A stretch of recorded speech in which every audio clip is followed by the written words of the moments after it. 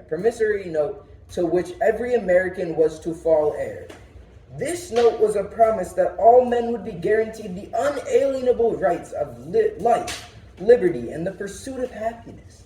It is obvious today that America has defaulted on this promissory note, insofar as her citizens of color are concerned. Instead of honoring the same sacred obligation, America has given the Negro people a bad check, a check which one has bank-marked, insufficient funds. But we refuse to believe that the Bank of Justice is bankrupt. We refuse to believe that there are insufficient funds in the great vaults of opportunity of this nation. So we have come to cash this check.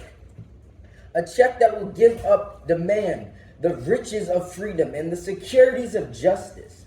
This is no time to engage in the luxury of cooling off or to take the tranquilizing drug of gradualism. Now is the time to rise from the desolate valley of segregation to the sunlit path of racial justice. Now is the time to open the doors of opportunity to all of God's children.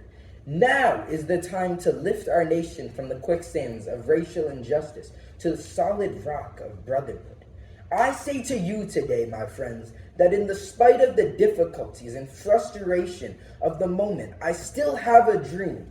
It is a dream deeply rooted in the American dream. I have a dream that my 4 little children will one day live in a nation where they will not be judged by the color of their skin, but by the content of their character. If America is to be a great nation, this must be true. So let freedom ring from the prodigious hilltops of New Hampshire. Let freedom ring from the almighty mountains of New York. Let freedom ring from the heightening Alleghenies of Pennsylvania. Let freedom ring from the snow-capped Rockies of Colorado. Let freedom ring from the curvaceous peaks of California. But not only that, let freedom ring from the Stone Mountain of Georgia. Let freedom ring from every hill and every mole of Mississippi, from every mountainside. Let freedom ring.